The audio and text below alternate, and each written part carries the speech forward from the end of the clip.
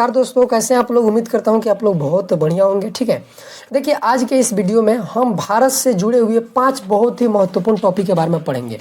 पहला में पढ़ेंगे कि आखिर भारत में कितने राज्य हैं और वो कहाँ पे हैं और आखिर उनकी राजधानियाँ क्या है। ठीक है, पहला टॉपिक हो गया।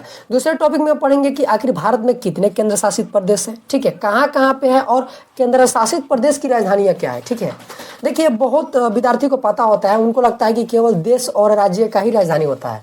तो देखिए ऐसा नहीं है, केंद्र शासित प्रदेश का ही राजधानी होता है। ठीक है, और यह भी जानेंगे इसी टॉपिक में कि आखिर केंद्र शासित प्रदेश क्यों बनाए जाते हैं। टॉपिक में पढ़ेंगे कि कर्क रेखा भारत के किन किन राज्यों से होकर गुजरती है। और चौथे टॉपिक में पढ़ेंगे कि भारत के जितने भी राज्य हैं उनकी समुद्री सीमा के बारे में। और पांचवा टॉपिक में पढ़ेंगे कि आखिर भारत के पड़ोसी देश कौन कौन से हैं और आखिर वो कहाँ पे है। ठीक है, तो इन सभी तमाम बातें को आज के इस वीडियो में हम लोग कवर करने वाले हैं। ठीक है, देखिए क्लास थोड़ी सी लंबी हो जाएगी, लेकिन आप लोग एकदम धैर्य बना कर रखिएगा, एकदम ध्यान से देखिएगा। ठीक है, और एक एक बात को समझते चलिएगा। वीडियो शुरू करने से पहले आपसे एक निवेदन है कि आप लोग अगर वीडियो का क्वालिटी कम आ रहा होगा तो आप लोग क्या कीजिएगा कि वीडियो को क्वालिटी को थोड़ा सा बढ़ा लीजिएगा। ठीक है, कम से कम 720 पर कर लीजिएगा। ठीक है, तो चलिए शुरू करते हैं। इसको पढ़ने से पहले हम लोग देख लेते हैं दिशा के बारे में कि आखिर पूरब कौन है, पश्चिम कौन है, उत्तर कौन है, दक्षिण कौन है। ठीक है, तो देखिए जो आप अरुणाचल प्रदेश वाला एरिया देख रहे हैं, ये अरुणाचल प्रदेश, ये सब जो राज्य हैं, अरुणाचल प्रदेश, असम, नागालैंड, मणिपुर, यह जो राज्य हैं भारत के, ठीक है, यह पूरब में है। ठीक है, तो यानी कि इस दिशा वाला पूरब है। ठीक है, और इसके बगल में आप जानते हैं कि पूरब के एकदम विपरीत में यानी कि उल्टा पश्चिम होता है। तो यह वाला जो आप एरिया देख रहे हैं, ठीक है, यह पश्चिम है, यह वाला एरिया पूरा यह पश्चिम है। ठीक है, और देखिए लद्दाख और जम्मू कश्मीर यह जो है उत्तर दिशा में है। ठीक है, और आप जानते हैं कि उत्तर के बिल्कुल विपरीत दक्षिण होता है। तो इसके विपरीत यानी कि इधर केरल, तमिलनाडु और इधर पूरा आपका दक्षिण है। तो देखिए सबसे उत्तर में है यहाँ पे लद्दाख। ठीक है, देखिए वर्तमान में भारत में कुल मिलाकर 28 राज्य है। ठीक है, और 8 केंद्र शासित प्रदेश है। ठीक है, इसको याद रखिएगा। तो यहाँ पे आप सबसे ऊपर देखेंगे उत्तर में यह है लद्दाख। लद्दाख की राजधानी लेह है। ठीक है, और एक बात याद रखिएगा, जो लद्दाख है यह केंद्र शासित प्रदेश है। ठीक है, यह भारत का राज्य नहीं है और यह भारत का सबसे बड़ा केंद्र शासित प्रदेश है। तो आपको अगर क्वेश्चन पूछेगा, ठीक है, कि भारत का सबसे बड़ा केंद्र शासित प्रदेश कौन है, तो याद रखिएगा लद्दाख। और पूछ दे लद्दाख की राजधानी कहाँ है, तो लेह है। ठीक है, लद्दाख के नीचे यहाँ पे आप देखिएगा इधर साइड, तो यहाँ पे जम्मू कश्मीर है। जम्मू कश्मीर की राजधानी श्रीनगर है। ठीक है, और जम्मू कश्मीर भी जो है यह भारत का राज्य नहीं है बल्कि केंद्र शासित प्रदेश है। ठीक है, तो अब देखिए केंद्र शासित प्रदेश जो है शब्द बार बार आएगा, तो चलिए इसको समझ लेते हैं। देखिए जिस क्षेत्र को केंद्र शासित प्रदेश बना दिया जाता है वहां पे केंद्र का शासन होता है। ठीक है, तो देखिए भारत में 28 राज्य है, तो 28 जो राज्य है वहाँ पे मुख्यमंत्री होते हैं। लेकिन केंद्र शासित प्रदेश में क्या होता है कि मुख्यमंत्री नहीं होते हैं। यहाँ पे क्या होता है कि केंद्र का शासन होता है, राष्ट्रपति का शासन होता है। ठीक है, लेकिन कुछ ऐसे केंद्र शासित प्रदेश भी होते हैं जहाँ पे मुख्यमंत्री होते हैं। ठीक है, वह कौन कौन से हैं आगे हम चर्चा करेंगे। ठीक है, तो देखिए लद्दाख के नीचे यहाँ पे पड़ जाएगा हिमाचल प्रदेश। हिमाचल प्रदेश जो है भारत का राज्य है। ठीक है, हिमाचल प्रदेश की राजधानी शिमला है। अब देखिए यहाँ पे आप लोग कुछ नोटिस कीजिए, यहाँ पे इस राज्य का नाम है हिमाचल प्रदेश, हिमाचल के प्रदेश की राजधानी शिमला। अब हिमाचल, तो हिमाचल का हम बोल रहे हैं तो इसका अर्थ होता है यह जो बना है हिम प्लस आंचल से बना है, यानी कि यह हिम के आंचल में है। कौन? हिमाचल प्रदेश। हिम मतलब बर्फ होता है। ठीक है, और आंचल मतलब तो आप समझते हैं, तो यहाँ पे बहुत ज्यादा बर्फ पड़ता है। और हिमाचल प्रदेश की राजधानी कहाँ है, तो शिमला है। ठीक है, और हिमाचल प्रदेश के बगल में देखिए यहाँ पे पंजाब राज्य मिल जाएगा। ठीक है, पंजाब की राजधानी चंडीगढ़ है। ठीक है, और देखिए चंडीगढ़ जो है केंद्र शासित प्रदेश है और राज्य की राजधानी है। तो ठीक है, अब चंडीगढ़ के यहाँ पे बगल में देखिएगा नीचे, तो यहाँ पे आपको मिल जाएगा हरियाणा। हरियाणा की राजधानी कहाँ है, तो याद रखिएगा इसकी भी राजधानी चंडीगढ़ है। तो हरियाणा की राजधानी भी चंडीगढ़ है। अब यह कैसे हो गया, तो आइए इसके बारे में थोड़ा सा जान लेते हैं कि अब यहाँ पे पंजाब और जो हरियाणा देख रहे हैं, ठीक है, यह पहले एक ही राज्य था। ठीक है, लेकिन जब इसका बंटवारा हुआ, ठीक है, तो इससे एक राज्य निकल गया हरियाणा। ठीक है, हरियाणा में क्या ज्यादातर हिंदी बोली जाती है, पंजाब में ज्यादातर पंजाबी बोली जाती है। तो पंजाब से एक राज्य अलग हुआ हरियाणा। ठीक है, अब देखिए क्या हुआ, तो उस समय यहाँ की इस दोनों राज्य की राजधानी यह एक में था, तो एक राज्य था, उसकी राजधानी चंडीगढ़ थी। कि तो आप जानते हैं कि कोई भी राजधानी है, देश की राजधानी हो या फिर केंद्र शासित प्रदेश की राजधानी हो या फिर राज्य की राजधानी हो, उसी क्षेत्र को बनाया जाता है जो काफ़ी विकसित हो, काफ़ी डेवलप हो। ठीक है, तो चंडीगढ़ काफ़ी विकसित था। तो यह जब दोनों अलग हुए, ठीक है, तो हरियाणा बोलने लगा कि चंडीगढ़ को मैं रखूंगा, पंजाब बोलने लगा कि चंडीगढ़ को मैं रखूंगा। इन दोनों में विवाद उत्पन्न होने लगा। ठीक है, और विवाद बहुत ज़्यादा बढ़ गया, चूंकि भाई मैंने आपको अभी बताया कि यह काफ़ी विकसित क्षेत्र था। ठीक है, चूंकि ये दोनों एक ही में थे और उनका राजधानी चंडीगढ़ था। देखिए जब विवाद बढ़ने लगा तो इसको सुलझाने के लिए केंद्र सरकार आई। केंद्र सरकार बोली कि ना पंजाब की राजधानी चंडीगढ़ रहेगी और ना हरियाणा की राजधानी चंडीगढ़ रहेगी, इसको हम ले लेते हैं। यानी कि केंद्र सरकार बोली कि इसको मैं अपने अंडर में रखूंगा, इसको मैं यानी कि केंद्र शासित प्रदेश बना दूंगा। ठीक है, देखिए अगर केंद्र सरकार को किसी भी राज्य को अपना शासन करना होगा, उसको अपने अंडर में रखना होगा, तो क्या करती है कि उसको केंद्र शासित प्रदेश बना देती है। ठीक है, अब देखिए जब केंद्र सरकार ऐसी बोली तो पंजाब और जो हरियाणा है यहाँ के लोग और मुख्यमंत्री, ठीक है, पहले तो बोल दिए कि अच्छा ठीक है आप केंद्र शासित प्रदेश बना ले। ठीक है, लेकिन जब इसको केंद्र शासित प्रदेश बनाया जाने लगा तो यहाँ पर भी एक विवाद की स्थिति उत्पन्न हो गई। ठीक है, यह बोलने लगे कि हमारा क्षेत्र, ये पहले हम दोनों एक राज्य थे तो यहाँ हमारा राजधानी था और ये काफ़ी विकसित था। ठीक है, अब हम फिर राजधानी कहीं अलग बनाएंगे अपने अपने राज्य के, तो उसको डेवलप करने में समय लगेगा। ठीक है, तो ऐसे नहीं होगा। ये दोनों बोलने लगे कि नहीं ऐसे नहीं होगा, आप क्या कीजिए कि पंजाब की भी राजधानी हम चंडीगढ़ कर लेते हैं और हरियाणा की भी राजधानी चंडीगढ़ कर लेते हैं। ठीक है, तो केंद्र सरकार भी बोली अच्छा कोई दिक्कत नहीं है, जब ऐसी बात है तो कर लीजिए। तो पंजाब की राजधानी भी चंडीगढ़ हो गई, हरियाणा की राजधानी भी चंडीगढ़ हो गई। ठीक है, और इन दोनों में फिर ज़्यादा विवाद ना हो। ठीक है, तो जैसे कि मैंने आपको बताया कि केंद्र सरकार इसको अपने अंडर में ले ली, इसको केंद्र शासित प्रदेश भी बना ली। ठीक है, अब केंद्र शासित प्रदेश इसलिए बना ली क्योंकि कुछ दिन बाद क्या हो कि पंजाब बोले, फिर विवाद उत्पन्न हो जाए कि पंजाब बोले कि चंडीगढ़ मेरा है, ये बोले कि नहीं चंडीगढ़ मेरा है। ठीक है, तुम्हारी राजधानी ये नहीं रहेगी, तो ये सब विवाद ना हो इसलिए जो केंद्र सरकार है इसको केंद्र शासित प्रदेश बना दी और इन दोनों राज्य जो है, इन दोनों राज्यों की राजधानी जो है चंडीगढ़ को बना दिया गया। इस तरह यह विवाद का निपटारा हुआ। ठीक है, देखिए आपसे बहुत तरह के यहाँ पे क्वेश्चन को घुमा के पूछ सकता है अगर आप नौकरी की तैयारी करते हैं। इसमें आपसे पूछ सकता है कि बताइए कि निम्न में कौन से दो राज्य हैं जिनकी राजधानी एक केंद्र शासित प्रदेश है। ठीक है, तो अगर पंजाब और हरियाणा दोनों ऑप्शन में दे तो मार दीजिएगा, या फिर अगर दोनों में से कोई एक देता है तो भी आप मार दीजिएगा। अब देखिए इसके नीचे है राजस्थान और राजस्थान की राजधानी जयपुर है। और देखिए क्षेत्रफल के हिसाब से भारत का सबसे बड़ा राज्य राजस्थान है। ठीक है, अब देखिए राजस्थान का राजधानी याद करने का ट्रिक क्या है, तो आप जानते हैं कि जो राज्य करता है उसका जय जयकार होता है, तो राज्य से राजस्थान और इसका जय जयकार होगा तो जय से जयपुर। ठीक है, तो इस याद करने का ट्रिक है। तो यह क्षेत्रफल के हिसाब से भारत का सबसे बड़ा राज्य है। इसका क्षेत्रफल की बात करें तो 3,42,239 वर्ग किलोमीटर इसका राजस्थान का क्षेत्रफल है। और जनसंख्या के हिसाब से भारत का सबसे बड़ा राज्य उत्तर प्रदेश है। ठीक है, और राजस्थान में ही आपका यहाँ पे मिल जाएगा थार मरुस्थल। मरुस्थल मतलब कि रेगिस्तान समझिएगा आप लोग। ठीक है, तो यहाँ तक आप लोग समझ गए। अब देखिए हम यहाँ पे अब समझेंगे, अब पूर्वी राज्य के बारे में थोड़ा जान लेते हैं। यह हम कहाँ के पढ़ रहे थे, तो यहाँ पे उत्तर और यहाँ पे पश्चिमी राज्य के बारे में हम लोग पढ़ रहे थे। अब इधर से हम चलते हैं, तो देखिए सबसे पूरब में यहाँ पे आपको मिल जाएगा अरुणाचल प्रदेश। ठीक है, तो अरुणाचल प्रदेश यहाँ पे है। अरुणाचल प्रदेश की राजधानी कहाँ है, ईटानगर। ठीक है, और देखिए इसके यहाँ पे आइएगा तो इसके बगल में है नागालैंड। नागालैंड की राजधानी कोहिमा है। ठीक है, नागालैंड की राजधानी कहाँ है, कोहिमा है। और देखिए एक बात याद रखिएगा, ये जो आप सब राज्य देख रहे हैं पूर्वी राज्य, यहाँ पे काफ़ी ज़्यादा ठंडी पड़ती है। ठीक है, तो उसके बाद इस नागालैंड के नीचे आइएगा तो यहाँ पे मणिपुर है। मणिपुर की राजधानी इम्फाल है। मणिपुर से नीचे इधर आइएगा तो यहाँ पे मिजोरम है। मिजोरम की राजधानी आइजोल है। ठीक है, उसके बाद इधर जाइएगा तो त्रिपुरा है। ठीक है, त्रिपुरा की राजधानी कहाँ है, तो अगरतला है। ठीक है, इसके बाद यहाँ पे आइएगा तो मेघालय मिल जाएगा। मेघालय की राजधानी कहाँ है, शिलोंग है। ठीक है, अब यहाँ से एक दो तरह का आपसे और क्वेश्चन बन जाएगा, ध्यान से सुनिएगा।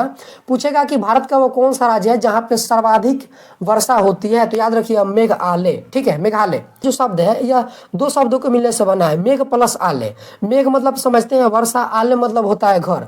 ठीक है, तो मेघालय यहाँ पे जो है, मेघालय में बहुत ज्यादा वर्षा होता है, इसलिए इसको मेघों का घर भी कहा जाता है। किसको, मेघालय का। चूंकि मेघ प्लस आलय, मेघ का अर्थ तो वर्षा होता है, आलय का मतलब घर होता है। ठीक है, तो मेघालय जो राज्य है यहाँ पे बहुत ज्यादा वर्षा होता है। और आपसे ऐसे भी पूछ देगा कि मेघों का घर भारत के किस राज्य को कहा जाता है, तो मेघालय को। ठीक है, फिर क्वेश्चन को ऐसे भी पूछ सकता है, ध्यान से सुनिएगा, कि मेघालय राज्य के किस स्थान पे सर्वाधिक सबसे अधिक वर्षा होती है। तो याद रखिएगा मेघालय राज्य में एक मॉनसून नाम करके स्थान है, वहाँ पे सबसे अधिक वर्षा होती है। ठीक है, और मेघालय की राजधानी शिलोंग है। ठीक है, इसके बीच में देखिएगा तो यहाँ पे इन सभी राज्यों के बीच में यहाँ पे असम है। असम की राजधानी यहाँ पे दिसपुर है। ठीक है। और आप लोग गिनिएगा तो यह सभी 7 राज्य, देखिए एक राज्य यहाँ पे है, 2 3 4 5 6 7, इनको 7 सिस्टर भी बोला जाता है। इनको क्या बोला जाता है? इनको 7 सिस्टर। तो पूछेगा कि भारत के 7 सिस्टर में कितने राज्य हैं, तो देखिए 7 राज्य हैं। या फिर एग्जाम में ऐसे भी पूछ सकता है कि निम्न में कौन सा भारत के 7 सिस्टर राज्य है, ठीक है।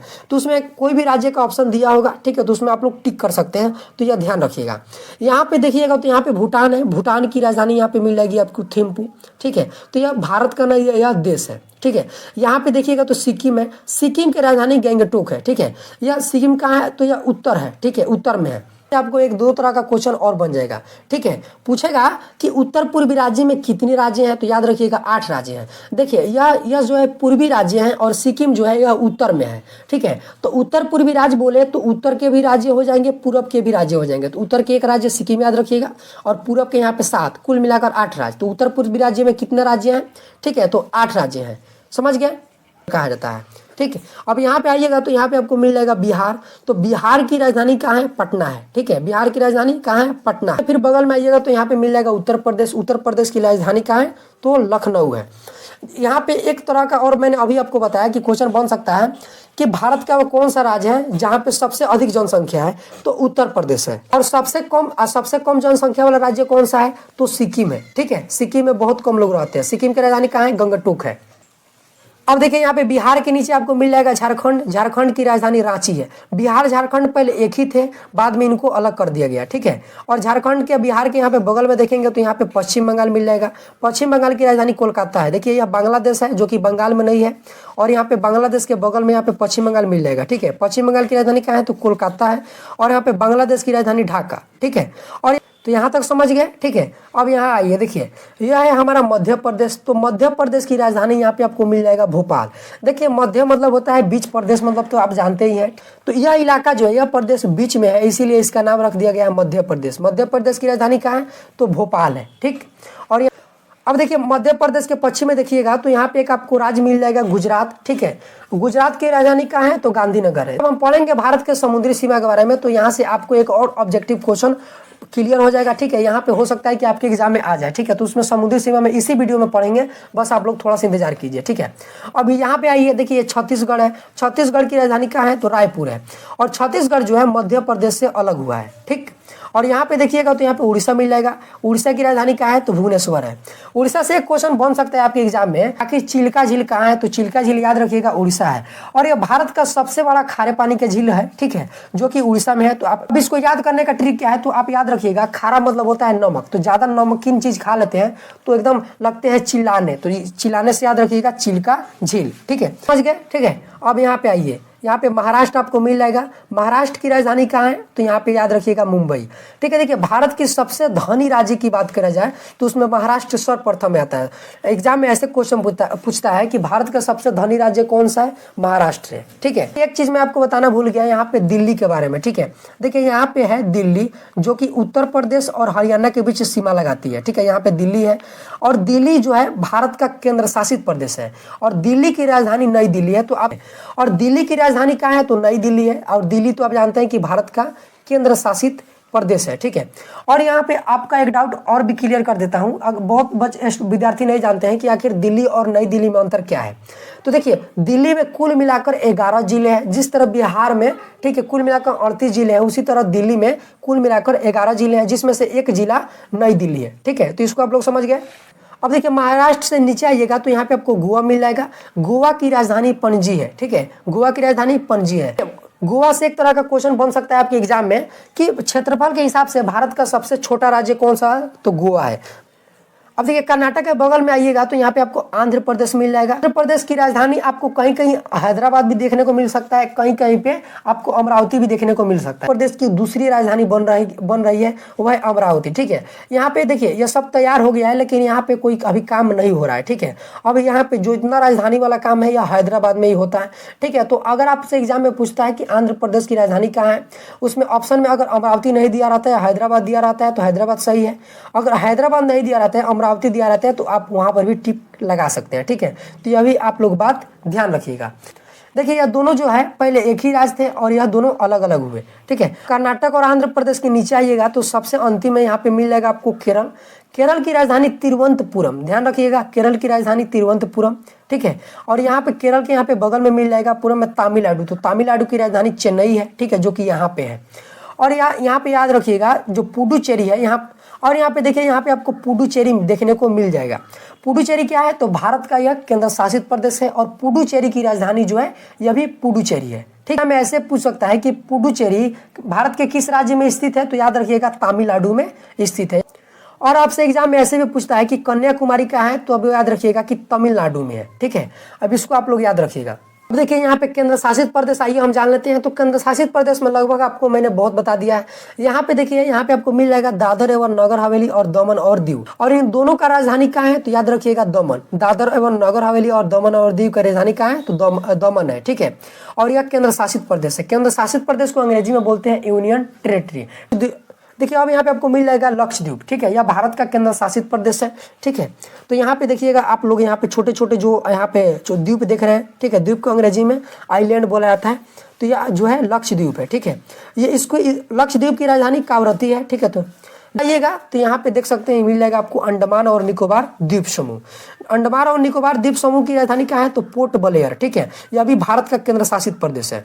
अब हम जान लेते हैं कर्क रेखा के बारे में, ठीक है, यानी कि भारत के किन किन राज्यों से होकर कर्क रेखा गुजरती है, ठीक है। तो यहाँ पे आप देखिएगा तो यहाँ पे आपको मिजोरम मिल जाएगा, मिजोरम से भी कर्क रेखा गुजरती है। और यह जो कर्क रेखा है ना, यह जिस राज्य से गुजरती है यहाँ पे काफी ज्यादा गर्मी पड़ती है, ठीक है। कर्क रेखा पर क्या होता है कि गर्मी पड़ती है। यहाँ पे मिजोरम से गुजरती है, देखिए मिजोरम की राजधानी क्या है, तो आइजोल, जो कि मैंने अभी आपको बता दिया है। मिजोरम से गुजरेगी, त्रिपुरा से गुजरेगी, ठीक है। उसके बाद तो आइएगा तो बांग्लादेश, जो कि अपना देश नहीं है, बांग्लादेश की राजधानी ढाका है, ठीक है। उसके बाद इधर आइएगा तो मिजोरम हो गया, त्रिपुरा से गुजरेगी, उसके बाद पश्चिम बंगाल से गुजरेगी, ठीक है। तो पश्चिम बंगाल की राजधानी कहाँ है, तो कोलकाता है, ठीक है, इसको भी याद रखिएगा। यह झारखंड से भी गुजरती है, यह वाला जो आप डॉट डॉट दिख रहे हैं, फिर से मैं बोल दे रहा हूँ कि अभी आपको फ्रेश नहीं दिख रहा है, ठीक है। तो आप लोग वीडियो को क्वालिटी प्लीज बढ़ा लीजिए, ठीक है, 720 पे कर लीजिए अगर आपको नेटवर्क है तो, ठीक है, ताकि अच्छे से आपको दिखे। तो यह जो आप डॉट डॉट रेखा की तरह देख रहे हैं, ठीक है, तो यह कर्क रेखा यह पश्चिम बंगाल से भी गुजरती है, ठीक है। अब इधर आइएगा तो झारखंड से भी गुजरती है और छत्तीसगढ़ से भी गुजरती है। छत्तीसगढ़ की राजधानी रायपुर है, ठीक है। और छत्तीसगढ़ कहाँ से अलग हुआ है, तो मध्य प्रदेश से अलग हुआ है, और यह मध्य प्रदेश से गुजरती है। और यहाँ पे देखिएगा तो राजस्थान से गुजरती है, राजस्थान के थोड़े इलाके से गुजरती है, और यह गुजरात से गुजरती है, ठीक है, गुजरात से भी गुजरती है। सबसे पहले तो क्वेश्चन बनता है कि आखिर कर्क रेखा भारत के किन किन राज्यों से होकर गुजरती है, तो याद रखिएगा कुल मिलाकर 8 राज्यों से गुजरती है। हम उस समय से पढ़ रहे हैं कि केंद्र शासित प्रदेश के बारे में, केंद्र शासित प्रदेश कितने हैं, कहाँ कहाँ पे है, ठीक है। चलिए अब हम जान लेते हैं कि आखिर केंद्र शासित प्रदेश बनाया क्यों जाता है, ठीक है। केंद्र शासित प्रदेश उन्हें बनाया जाता है जिनका आकार बहुत छोटा छोटा हो, ठीक है, जिनको राज्य नहीं बनाया जा सकता। छोटा छोटा हो तो उसको राज्य बनाने से कौन फायदा, या फिर उसको किसी राज्य में भी नहीं मिलाया जा सके, ठीक है। फिर जिनकी सांस्कृतिक अलग अलग रहती है उनको भी बना दिया जाता है, ठीक है। या कोई क्षेत्र विवादित चल रहा है, किसी से लड़ाई झगड़ा हो रहा है, किसी देश से कोई कब्जा करना चाह रहा है, तो वहां पे उस क्षेत्र को केंद्र शासित प्रदेश बनाया जाता है, ठीक है। समझ गया कि आखिर केंद्र शासित प्रदेश किसे बनाया जाता है, ठीक है। जो यहाँ पे दिल्ली देख रहे हैं यह केंद्र शासित प्रदेश है, लेकिन यहाँ पे मुख्यमंत्री है। जो अभी मैंने आपको बताया कि केंद्र शासित प्रदेश में मुख्यमंत्री नहीं होता है, लेकिन यहाँ पे मुख्यमंत्री है, तो कभी कभी ऐसा होता है। वर्तमान में यहाँ पे के मुख्यमंत्री अरविंद केजरीवाल जी हैं, ठीक है, जो कि आम आदमी पार्टी से है, ठीक है। तो इसको आप लोग ध्यान दीजिएगा। समझ लेते हैं समुद्री सीमा के बारे में। अब भारत के जितने राज्य हैं उनकी समुद्री सीमा के बारे में, ठीक है, यहाँ से भी क्वेश्चन बन जाता है, ठीक है। देखिए भारत में कुल मिलाकर 9 ऐसे राज्य हैं जिनकी सीमा समुद्र से लगती है, ठीक है। तो देखिए यहाँ पे पश्चिम बंगाल है, इसकी सीमा समुद्र से लगती है। उड़ीसा का भी सीमा समुद्र से लगती है। आंध्र प्रदेश की भी सीमा समुद्र से लगती है। यहाँ पे तमिलनाडु है, इसकी भी सीमा लगती है। केरल की भी सीमा लगती है। कर्नाटक की भी लगती है, गोवा की भी लगती है। यहाँ पे देखिएगा तो महाराष्ट्र की भी लगती है और गुजरात की भी लगती है, ठीक है। अब हम जान लेते हैं कि किसकी समुद्री सीमा बहुत बड़ा है और किन का छोटा है। देखिए गुजरात से और गोवा से आपको 2-3 तरह का क्वेश्चन आ सकता है, तो आप लोग ध्यान से सुनिए, ठीक है। एग्जाम में ऐसे पूछेगा कि भारत का वह कौन सा राज्य है जिसकी समुद्री सीमा सबसे बड़ी है, ठीक है, या फिर समुद्री सीमा वाला सबसे बड़ा राज्य भारत का कौन सा है, तो याद रखिएगा गुजरात है। गुजरात की जो समुद्री सीमा है भारत के अन्य राज्यों के मुकाबले में जो समुद्र से लगते हैं इसकी सीमा सबसे बड़ी है, ठीक है। किसकी? तो गुजरात की। 2 नंबर में बात करें तो 2 नंबर में आंध्र प्रदेश की आती है। गुजरात के बाद दूसरा सबसे समुद्री सीमा वाला बड़ा राज्य कौन सा है? तो आंध्र प्रदेश है, ठीक है। अगर आपको ऑप्शन में गुजरात ना दे, अगर आपको आंध्र प्रदेश दे दे तो इसको भी याद रखिएगा, इसको आप मार दीजिएगा, ठीक है। यह सही है। तो इसीलिए आपको एकदम एक एक पॉइंट को समझ के चलना है, ठीक है। सबसे छोटी समुद्री सीमा वाला राज्य की बात करें तो वह है गोवा, ठीक है। इसकी जो समुद्री सीमा है काफी ज्यादा छोटी है, ठीक है। और गोवा भारत की सबसे छोटा राज्य है। इसके क्षेत्रफल की बात करें, समुद्री सीमा नहीं, गोवा का क्षेत्रफल कुल मिलाकर 3702 वर्ग किलोमीटर है, ठीक है। समझ गए? तो इसको भी क्षेत्रफल को याद रखिएगा। और यह भारत का सबसे छोटा समुद्री सीमा वाला राज्य है। कौन? तो गोवा, ठीक है। और दूसरा सबसे छोटा समुद्री सीमा वाला राज्य कौन सा है? तो पश्चिम बंगाल है, ठीक है। तो आपको एकदम ध्यान से देखिएगा, अगर यह ऑप्शन में ना दे, यह दे दे तो इसको भी टिक करिएगा, ठीक है। तो समुद्री सीमा तो हम लोग फाइनल कर दिए। तो भारत के कुल मिलाकर 9 ऐसे राज्य हैं जिनकी सीमा समुद्र से लगती है, ठीक है। याद रख लीजिए, सबसे बड़ी समुद्र सीमा वाला राज्य कौन सा है? गुजरात है, ठीक है। 2 नंबर पे कौन है? आंध्र प्रदेश। और सबसे छोटी कौन है? गोवा। 2 नंबर में कौन से है? तो पश्चिम बंगाल है, ठीक है। तो यह हम लोग क्लियर हो गया।